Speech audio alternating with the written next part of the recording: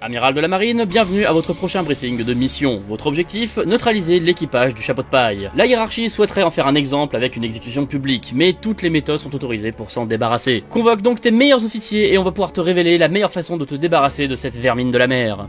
Comment éliminer Luffy au chapeau de paille?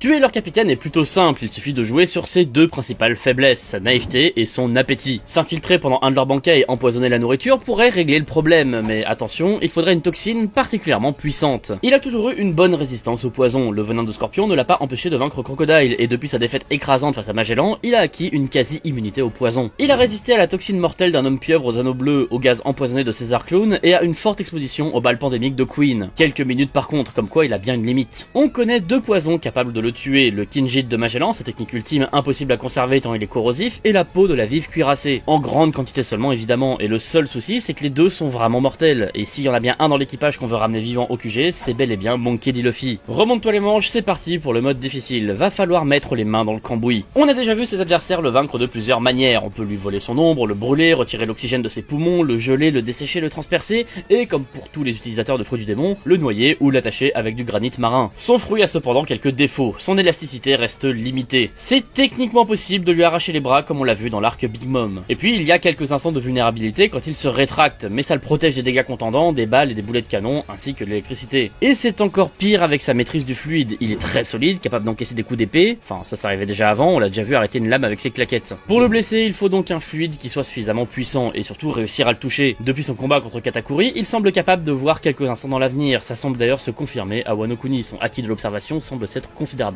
démultiplié. Ça va être d'autant plus compliqué qu'il a aussi ses gears, ses techniques surpuissantes qui augmentent sa vitesse, sa force de frappe et surtout sa résistance. Le gear 4 fait se rejoindre fluide défensif et élasticité, éliminant ainsi la majorité de ses points faibles. Ça lui permet même de voler avec un temps limité, heureusement. Ça ne le rend pas invincible pour autant, on l'a bien vu à Onigashima, lorsque, j'espère que t'es à jour dans l'anime parce que c'est une info importante, Luffy est mort. Bon, ça c'était contre Kaido, un monstre de puissance qu'on est venu à bout en multipliant les attaques dévastatrices renforcées par son fluide royal. Donc en quelque sorte, frapper fort suffirait? Bah maintenant plus vraiment. Aux portes de la mort, son fruit du démon s'est éveillé, le Gear 5 est apparu. On peut le mordre, le trancher, le brûler, l'écraser, le poignarder, et ça le fera juste rire. C'est encore pire sur le plan offensif. Prendre une tâche gigantesque, transformer son adversaire en corde à sauter, changer son environnement, manipuler la foudre, créer des objets, même Kaido a été vaincu alors qu'on le pensait imbattable. On parle quand même de la créature la plus forte du monde. On ne lui connaît qu'une seule faiblesse sous cette forme, son endurance est limitée. Quand il arrive à bout, il finit tout rabougri et assez facile à capturer. La stratégie la plus évidente semble donc de l'épuiser, soit par toi-même, mais j'espère que t'es aussi fort que Kaido, soit en lui envoyant des vagues infinies de soldats comme sur les îles Togato. Mais avec la puissance de Gear 5, on aura sans doute besoin de sacrifier plusieurs centaines de vice-amiraux. Ça peut aussi passer sur un malentendu, il a déjà perdu le contrôle une fois en se transformant en tornade, avec un peu de chance il recommence, perd toute son énergie pendant qu'il cherche un moyen de s'arrêter, et reste alors plus qu'à le cueillir. Mais vu les ressources employées, je te conseille pas vraiment de miser sur la chance. Rassure-toi, on s'est creusé la tête pour trouver un meilleur plan, le briser psychologiquement. Même les plus puissants utilisateurs de fluide deviennent vulnérables si leur esprit lâche. Difficile de dire si ça marchera pendant son Gear 5, même s'il semble toujours attentif à son environnement, tout semble l'amuser. Dans le doute, mieux vaut agir avant qu'il se transforme. On pourrait reproduire l'événement qu'il avait brisé à Marineford, la mort de Ace en tuant son autre frère, Sabo. Mais ça reviendra à devoir combattre la résistance et la vaincre en même temps que gérer l'équipage des chapeaux de paille, donc ce serait sans doute encore plus compliqué. Mais il y a encore plus simple, tuer tout son équipage, ou du moins lui faire croire que c'est le cas. On l'a vu à Sabaody quand Kuma les a tous envoyés au loin. Une fois au sol, on lui passe les menottes en granit marin et c'est plié. Le problème c'est que depuis, tous les chapeaux de paille ont grandement gagné en puissance et en autonomie, donc il y a presque peu de chances qu'il y croit. Mais c'est quand même la piste qu'on va explorer, et pour la rendre plus convaincante pour le capitaine, on va quand même essayer d'en tuer quelques-uns. Et ça, c'est plus facile à dire qu'à faire. Quelque chose qui est quand même beaucoup plus facile, c'est de tambouriner ce bouton abonnement pour t'entraîner. 35% des marines sont déjà faits, et c'est grâce à ça qu'ils sont au niveau maintenant pour combattre contre les chapeaux de paille. Donc je recommande à toutes les recrues qui nous écoutent d'utiliser ce bouton en guise d'entraînement pour en apprendre toujours plus sur l'équipage du chapeau de paille.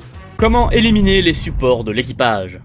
Ces maudits chapeaux de paille réussissent toujours à filer sous notre nez. Lockdown, Alabasta, Enies Lobby, Water 7, Sabaody, Dressrosa, la liste est longue et ce n'est pas que de la chance. Le premier à abattre pour les empêcher de s'enfuir, c'est Usopp, leur stratège qui a d'ailleurs brûlé notre drapeau. Sur le papier, c'est censé être le plus faible. Né un 1er avril, on se dirait naïvement que c'est une blague de l'affronter et pourtant ce n'est vraiment pas facile de le tuer. Tu peux me croire sur parole, il n'a pas volé sa prime. C'est un tireur d'élite hors pair, doté du fluide de l'observation. Il te harcèle à distance, installe plein de pièges sur le chemin, bref c'est un enfer à gérer. parler. Il faut réussir à le coincer dans un espace clos, ne pas se laisser abuser par ses mensonges et profiter de son inexpérience au corps à corps pour le frapper jusqu'à lui faire perdre connaissance. Et ça peut prendre pas mal de temps, il encaisse les coups terriblement bien, restant même conscient avec le crâne brisé. Plus Usopp prend de dégâts, moins il est rapide et agile, et en plus de ça, il devient plus simple à capturer, voire même à achever. C'est d'ailleurs ce que je te conseille de faire, débarrasse-t'en par le fond. Si par malheur un de ses compagnons lui vient en aide, tu es foutu. Merry Christmas le pensait trop blessé pour agir, elle a pris une batte en pleine dent. Jabura l'a laissé en vie à Enies Lobby, ça a coûté la victoire à son supérieur. Ce gars ne l'a pas achevé à Dressrosa, il l'a vaincu peu de temps après. Pareil contre Ulti à Onigashima, où il libère l'otage et aide ainsi ses alliés à la vaincre alors qu'il était à moitié mort. C'est le gros danger avec Usopp, il met rarement des buts mais fait souvent la passe décisive. Et une fois que tu l'as vaincu, il va falloir t'occuper de Nami, la navigatrice et cartographe de l'équipage sans laquelle il ne peut plus fuir. Ou il meurt pendant le voyage, mais bon ça nous arrange. Alors certes elle est obsédée par l'argent mais n'espère pas la corrompre pour autant. Elle est très proche de son capitaine et refuse de le trahir même pour sauver sa propre vie. Elle semble faible au combat avec une des primes les plus basses de tout l'équipage, pourtant elle arrive à allonger Luffy et Zoro d'un seul coup de poing sans fluide, même le grand Jinbei tremble quand elle est énervée. Bon, on n'est pas certain de la fiabilité de ces informations là, c'est peut-être juste une blague de nos espions, mais méfie-toi, elle a quand même vaincu de nombreux ennemis bien plus puissants qu'elle sur le papier. Pour la vaincre, ta principale condition de victoire est de lui arracher au plus vite son bâton, le Climatact, qui lui donne le plein contrôle de la météo. C'est très bien pour attaquer, un coup d'éclair ça fait mal à plein de gens même à très longue distance, mais aussi pour se protéger. Elle parvient à se rendre invisible ou même à créer des leurres avec des mirages pour tromper ses adversaires. L'an privé ne la rend pas inoffensive pour autant, elle sait attirer les services de Zeus, un nuage d'orage créé avec l'âme de Big Mom qu'elle a totalement soumis. Grâce à lui, elle peut faire pleuvoir la foudre à volonté et abattre à peu près n'importe qui. Donc pour la vaincre, il faut être rapide, prudent, précis, méticuleux et frapper fort. Elle a quand même une bonne résistance. Après quoi, il faudra quand même la fouiller, ce serait dommage qu'elle se libère en crochetant une serrure. Et surtout, ne jamais lui parler. C'est une terrible manipulatrice qui a ensorcelé plus d'une personne avec ses promesses. Reste le dernier soutien de l'équipage, Franky, le charpentier. Il entretient leur navire et s'assure que le périple puisse continuer. Dit comme ça, c'est un des moins importants du trio de soutien, mais c'est quand même le plus fort, surtout quand il est aux commandes du général Franky. Un robot de 13 mètres de haut fait d'un métal ultra résistant, encore plus que les pacifistas, immunisés au gaz comme aux flammes, doté du puissant général Canon. Il se débrouille aussi au corps à corps avec sa forme démesurée et suffisante pour gérer l'un des hommes les plus forts de Kaido transformé en dinosaure. Si tu veux gagner, il va falloir frapper assez fort pour l'endommager, ce qui n'est pas à la portée du premier venu. Le mieux restera de le neutraliser avant qu'il monte dans son robot, en utilisant un gaz soporifique par exemple. Et oui, lui, on en a besoin vivant, hors de question de le tuer. C'est le seul à connaître les plans de l'arme antique Pluton. Mais même sans ça, ça reste un cyborg très résistant aux coups et bourré d'armes secrètes, des flingues, des canons, des poings en métal, des boules de feu, des roquettes et même un rayon laser inspiré des travaux de Vegapunk. Le tout avec évidemment une puissance physique suffisante pour venir à bout d'un des meilleurs lieutenants de Doflamingo juste avec ses mains. Il a quand même deux grandes faiblesses, son dos qui est la seule partie de son corps qu'il n'a pas pu modifier et sa réserve de carburant. Toute sa force lui vient d'une bouteille de cola dans le ventre, donc si t'arrives à l'ouvrir et à lui retirer, c'est la victoire assurée. Une fois que ce sera fait, la fuite sera impossible pour l'équipage du chapeau de paille. On peut maintenant s'occuper des prochains.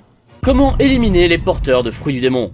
Les trois ont la même faiblesse évidente, l'océan. Les fusils à bulles d'eau de mer de Vegapunk les éliminent en un seul coup, mais ça on en a pas en stock. À la place, on a du granit marin, pas aussi pratique, mais ça rend bien plus facile leur capture, mais bon, faut déjà réussir à leur passer les menottes. La cible prioritaire ici, c'est Robin, l'une des rares personnes au monde pouvant décrypter les stèles du siècle oublié. Le gouvernement est à sa recherche depuis plus de 20 ans, rien que ça. Ne te laisse pas endormir par son sourire, c'est une vraie brute épaisse, elle maîtrise le karaté des hommes poissons qu'elle utilise avec ses membres géants invoqués par son fruit. Elle est assez puissante pour maltraiter un empereur en combo avec Jinbei, encore plus forte grâce à son éveil en forme démoniaque. Elle a heureusement une faiblesse très handicapante. Une partie des dégâts infligés à ses membres clonés lui sont renvoyés. Et évidemment, la douleur va avec. Donc fais-toi plaisir, tranche, pique, empoisonne, fais-leur le plus de dégâts jusqu'à ce que son esprit lâche. Menotte-la et c'est terminé. Ça va être beaucoup plus compliqué pour Chopper. Oublie cette histoire de 1000 berries, c'est juste une blague du département d'attribution des primes. Son principal atout à lui, c'est sa polyvalence, permise par 6 transformations qu'il change à volonté. Il peut courir très vite en servant de monture, percevoir les faiblesses de ses adversaires, augmenter sa puissance musculaire, tanker les coups violents, creuser des galeries, ou même faire du kung-fu, parce qu'après tout, pourquoi pas. Sans être au niveau du Usopp, c'est quand même un très bon stratège, il l'a d'ailleurs prouvé contre Charlotte Brûlée. Ce qui le rend si dangereux, c'est surtout son Monster Point, une forme géante très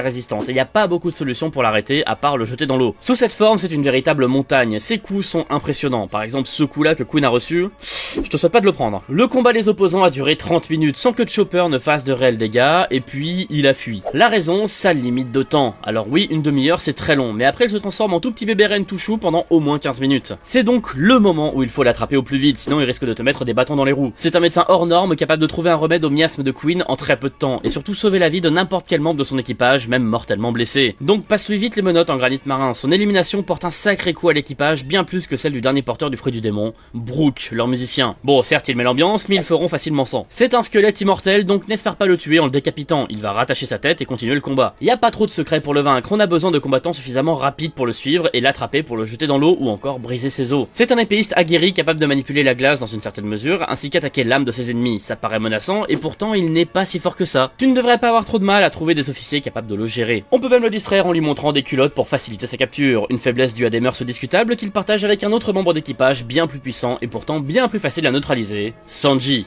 Comment éliminer le trio le plus fort ?